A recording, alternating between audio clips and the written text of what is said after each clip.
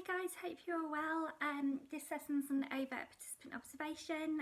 You can see today I've got a little figure sat on my lap. I feel like an evil supervillain talking to you with while stroking a little key. I hope you all had a good day. Today I made homemade burgers with sweet potato fries, which were really nice, and the weather's been lovely, so that's been good. I did try on my jeans today and they're a little bit tight, but Easter eggs are just so cheap at the minute, it's hard to resist. Okay, so going into overt participant observation then. Now on the first slide you should be able to see that I have broken down the definition. So overt, it just means it's open, you know you're observing it. The people involved know they're being watched, you're not covering anything up, so it is an overt study. Participant means that you're getting actively involved, so say if someone was coming to observe a lesson, you would get involved in the activities of those lessons, and you observe the group in their natural setting, so it's not like an experiment where you've set that up. So if you could just pause this a minute and explain that in your own words, your definition for your overt participant observation. That can work nicely as an intro for an essay. So she's a little bit scared of spiders, and I think there's a spider in the room. Okay, practical issues then is, before I go any further, what you can see is on each slide, it's a bit different from normal. Or on each slide, all I've done is given you a list of quotes. So this is all taken from a piece of overt participant observation. So a guy, he used to work in the police force, he left the police force and then he found that crime rates went up. He was interested in studying how the police were responding to that. So what he basically did is he joined back in the police force. He was very open. He said, I'm joining back because I want to study how the police force has changed to deal with the increase in crime. Okay, so what I've done is I've taken loads of quotes from that, and we're going to develop each of those quotes to explain the practical, ethical and theoretical. Now the reason I am doing this is because you guys have actually been really good on your 10 and your 20 markers with applications. Yesterday we did non-participant observation, so this research method's quite similar, so it seems like a good way to kind of really develop those skills that you're already high at by rather than just going back through a lot of the same information again.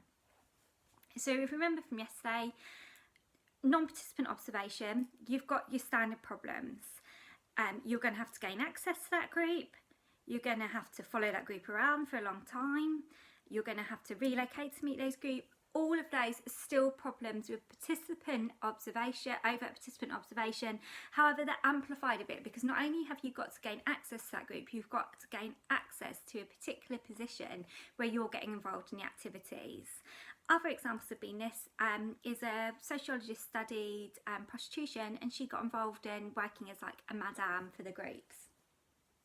Okay, so if we go through each of these points, on the practical I'm going to expand on them a bit more. On the ethical and theoretical I'm going to get you to do it a little bit more independently, but I'll do the first one so you can see what I mean, what I want you to do. So first quote, I was accepted in the group because I'd previously been a real police officer. This earned me respect. So he's explained how he gained access to the group. But what we've got to think about that is the majority of sociologists who want to study this would not have had that experience, so would not be able to gain access to the group. So what I want you to explain here is particular groups it's going to be really hard to gain access to. Protected groups such as police officers and social services, you may have to hide a lot of aspects of their work, or criminal activity, people are going to tend to want to keep that hidden, or there's groups where it might be difficult to get in contact with. But if I could get you to take that quote and explain why that would make it hard, the fact you've got to gain access to it. Secondly, he said he had to relocate to Amsterdam. It's not like a lab experiment where you can set it up wherever you are. You're studying the group in a natural environment, so you've got to move to them. So if I could get you to explain why that would be difficult for a sociologist to do. You can talk about funding and the disruption to the person's personal life. Okay, he then went on to say he found it hard to make accurate notes. Now this is an issue with validity as well, but also makes it hard for the sociologists. Unlike non-participant observation, we saw they recorded and they wrote things down the whole time. Because you're actually getting involved with the research of the actions of the group you're studying. There might be a time, like in this guy's case, where he's doing police work, so he can't write down what's going on and has to rely on his memory or to make notes in his own time, which makes it harder. So this is just one reason it's slightly harder to do participant and non-participant. Finally, he said that he didn't get on with some of the group because they found him quite quiet. So this shows the importance of personal skills, your personal characteristics, and getting people to open up, getting people to trust you, getting people to speak in front of you are important, and not everyone has those personal skills. Okay, now your evaluation is exactly the same as before in the sense that although it's hard, although it's time consuming, you're seeing people in a natural environment, so you're getting a lot more of a valid picture of what's going on than if you set up a lab experiment or do something quite detached like a questionnaire or a structured interview. Okay, ethical issues then. So these are just 3 ethical things he pointed out. The more time I spent with the group, the more time they expected me to act like a true colleague. So that might be things that he might have had to do that he felt uncomfortable with. It might have been things that he had to take part of that he didn't want to take part on or unethical. So think about that and expanding on that point. He said when taking part in research, he witnessed a lot of illegal activity, including people beating up or being violent towards ethnic minorities. This study was done in the 70s, so you'd hope you wouldn't see that as much now, but it was done in the 70s where there was still quite a lot of police racism. Arguably there still is now, but it would have been much more open then. Now, as his role of sociologist, he's been given permission to come and study that group, so he's got a responsibility not to rock the boat that much. He can't report that, he can't do much disruption to that, so he's observing that behaviour, but he can't really make a positive change. So you could write about how that would make him feel uncomfortable and also how that makes him kind of complicit in that activity. And finally, he had to, in order to be accepted by the group, he had to do some things that made him uncomfortable. Well, he says it made him uncomfortable, like going to strip groups and things like that to bond with them. So that's another thing of like, sometimes when you're getting into the group, you might have to do some things that make you uncomfortable. Okay, then we've got, with those ethical issues then, you could say as an evaluation, although the person's putting themselves at risk, you are being very open, so the person has the right to leave at any particular time. This guy, he told everyone he's doing research, so if stuff was making him too uncomfortable, he could say, right, enough's enough, I've got to leave. Okay, validity then. There's quite a lot to talk about. Now, again, it's in a natural environment, so you're going to have a lot of validity in terms of getting to see what really goes on rather than creating an artificial environment where people don't act natural. Now, I've taken a quote here, which you've already looked at, which is the more time you spent in a group, the more time they expected him to act like a colleague.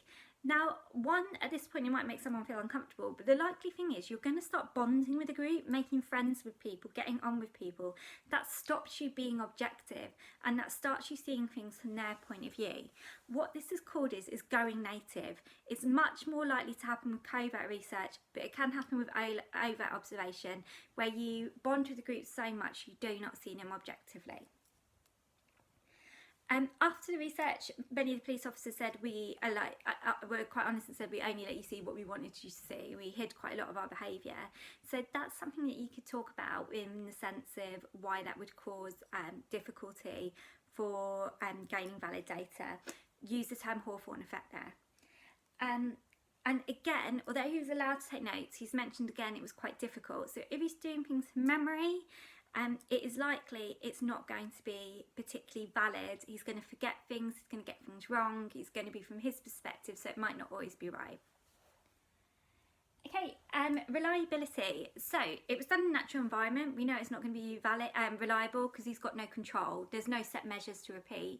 But also because he was getting so involved with the group, he didn't have time to talk to external sources like maybe his manager, other sociologists. So there was no kind of structure in how he was researching things, which meant it was even harder to repeat.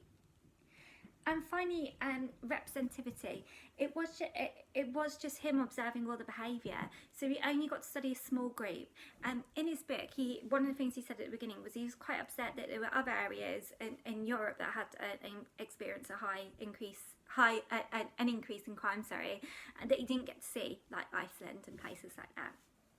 Okay, on the last page there's just a couple of questions for you to answer to check your understanding. If you've got any difficulty with them, please let me know. Sorry I did this one in my pyjamas. I got into my pyjamas a bit early today. Have a lovely evening, all of you, and really missing you all. Bye.